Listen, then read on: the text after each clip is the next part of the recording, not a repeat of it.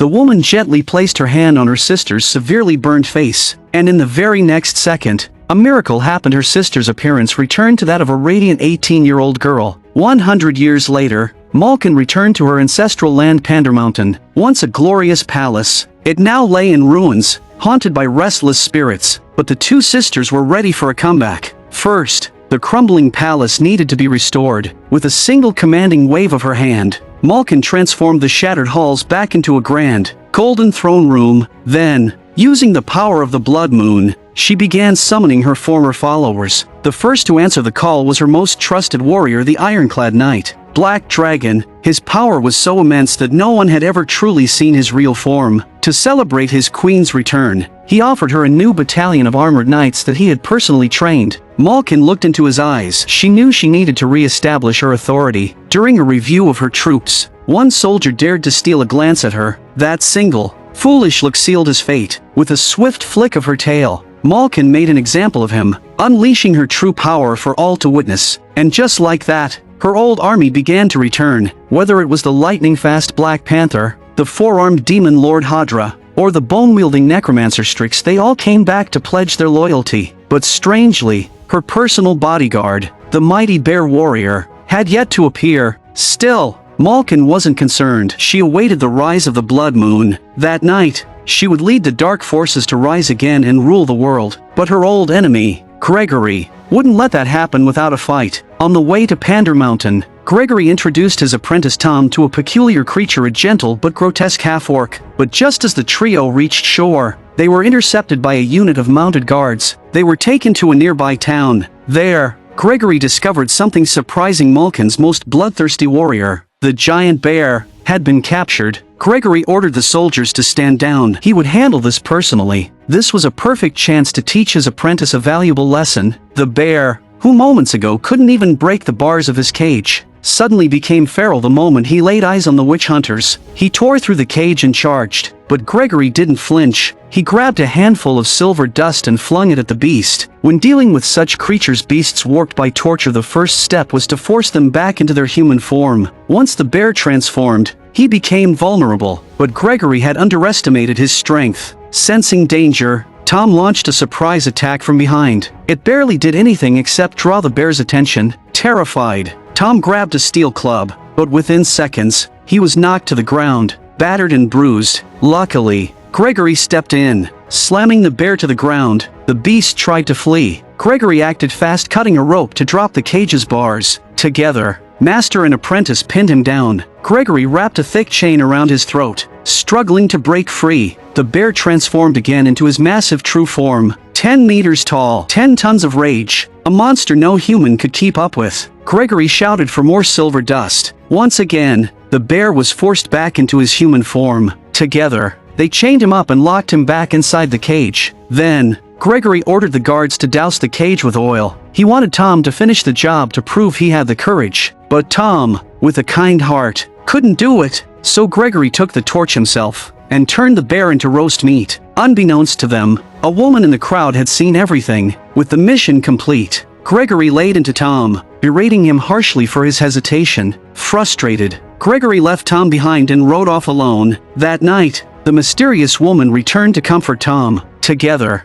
they shared a quiet bath beneath the moonlight, and just like that, with a few lingering glances, the two fell for each other. They even promised to be together forever. But this woman was no ordinary bystander. She was the daughter of Mother Malkin's sister, sent by the queen herself. She was a spy planted to watch over the witch hunters. After a night of passion, Tom finally accepted that he couldn't run from destiny. At dawn, he returned to his master. Gregory then opened up about his past. He and Malkin had once been in love. Back then, the queen wasn't evil, but what he didn't reveal was that he had been unfaithful. When Malkin discovered he had fallen for another, her heartbreak turned to hatred. She killed Gregory's innocent wife in a fit of vengeance, and thus began centuries of love and war. Together, they became a curse upon the world. Gregory eventually rallied an army of 500 witch hunters to storm Mountain. In the end, only Gregory survived. He defeated her by tricking her again, claiming he still loved her. Then he lured her into a dungeon and sealed her away. He thought the prison would hold her forever, but under the blood moon,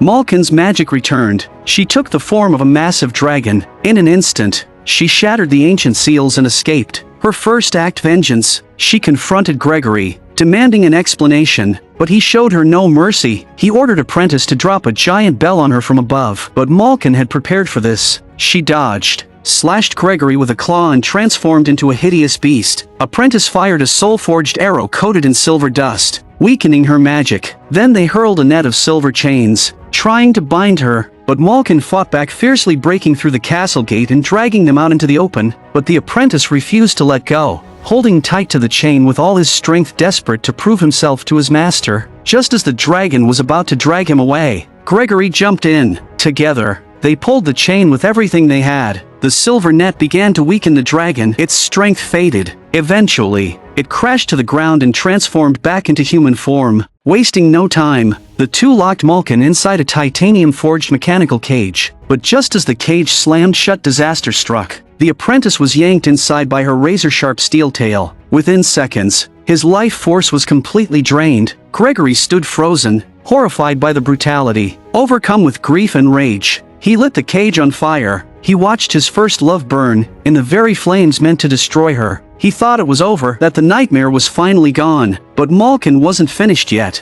She erupted from the flames in dragon form and took off into the sky. Gregory could only stare helplessly as she vanished, swearing he'd track her down, destroy her lair, and wipe out her darkness once and for all. After sharing this painful story, Gregory explained why he didn't want Tom to repeat his mistakes. Later, as the trio traveled toward Pander Mountain, the ground suddenly cracked open. A monstrous roar rang out. The horses panicked and bolted. A terrifying force burst from the earth, flipping their wagon into the air. A massive shapeshifter clawed its way up from the depths. It couldn't see, but its sense of smell was unmatched. Gregory recognized the beast instantly, and he knew they were outmatched. "Run!" he shouted. The monster hurled the wagon several miles like a toy. The three of them tumbled across the ground. The beast barreled forward like a tank, plowing through trees as if they were paper. Soon, it was right behind them. The half-orc, furious, turned to face it head-on. The shapeshifter skidded to a stop, surprised, letting out a deafening roar. The half-orc stood ready for battle, and was immediately slapped into the air, sent flying over 100 meters. Then the shapeshifter charged Gregory and Tom. They dashed into a nearby cave, only to find themselves staring down a cliff on the other side.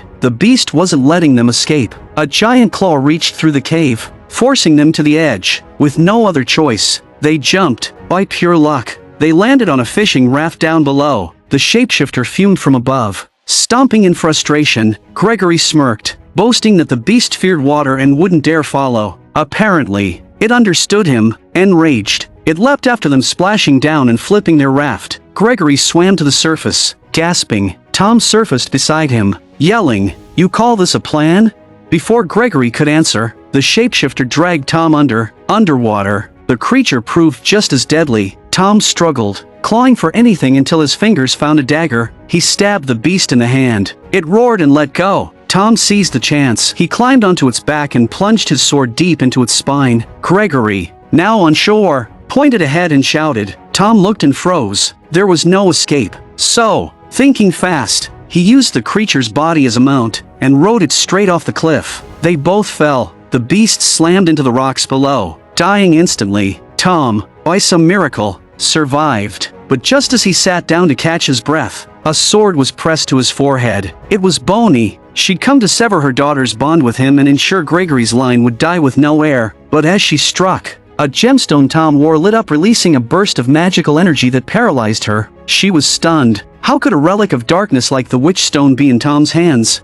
Not daring to take chances, she transformed into a white dragon and fled back to Pander Mountain. Tom, dazed, sought out his master. Gregory explained it was no ordinary gem. It was Malkin's artifact, a stone that could amplify her magic tenfold. Years ago, it had been stolen by a rogue witch. That witch, it turned out, was Tom's mother. When Malkin learned the bear warrior had been burned alive, she hid her fury. Calmly, she turned to Alice and said, "The Witch Stone is hanging from Tom's neck. Bring it to me and I'll spare his life." Alice believed her, and without hesitation, she set out to retrieve it. But after losing 2 generals, Malkin was done playing games. She sent 5 of her deadliest warriors to wipe out a nearby human city, seeking revenge. The little girl pointed to the sky and 6 orbs of dark energy shot down. The city gates exploded. Chaos followed. A giant beast rampaged through the streets, demolishing walls, devouring everyone in sight. The four-armed demon Hadra followed, slicing through soldiers with four curved blades at once. No angle was safe. Then came Boney and the Panther, lightning fast and equally brutal. A necromancer vaulted over rooftops, leaping into crowds, harvesting lives with every strike. Among the fleeing civilians,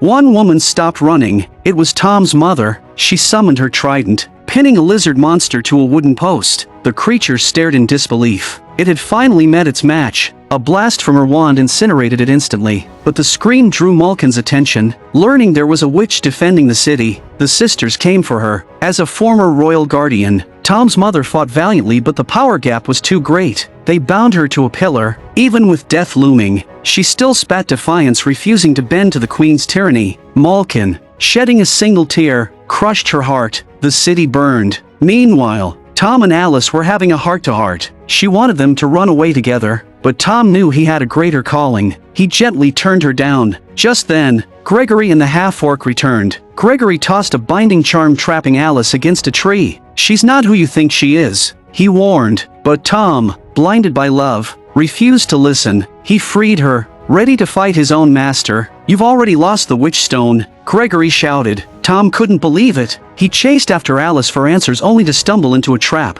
The Black Dragon Knight was waiting. Tom tried to flee, but Gregory and the half-orc arrived just in time. The battle was fierce. They fought their way to the edge of a cliff, but before they could retreat, the Dragon Knight charged with a massive tree trunk. The half-orc was thrown over the cliff. Tom wasn't spared either. A rope caught his leg, and he was dragged over the edge. Gregory tried to save him, but failed. He watched helplessly as Tom fell into the abyss. Then the knight struck, sending Gregory's exorcist staff over the cliff as well. Captured, Gregory was taken to Malkin. Meanwhile, Tom survived his fall, broken by trees. His mother's spirit called to him, urging him to rise. He had to reclaim the witch stone and stop Malkin before it was too late. Fueled by grief, Tom climbed back up, retrieved the staff, and saved the dangling half-orc. Back at Pander Mountain, Alice learned of Tom's death. She was furious. She'd been promised he wouldn't be harmed, but Malkin had ordered her followers to track him anyway, dooming him. Gregory was brought before the queen. He lifted his head and immediately knew he was in trouble. The witch stone was around Malkin's neck. With its power, she was nearly unstoppable. She used it to trap Gregory in a seductive illusion. She appeared as her younger self. Gregory fell under her spell just like the first time they met. But before he could fall too far, Alice turned on the queen. She stole the witch stone, finally choosing love over loyalty. Without its power,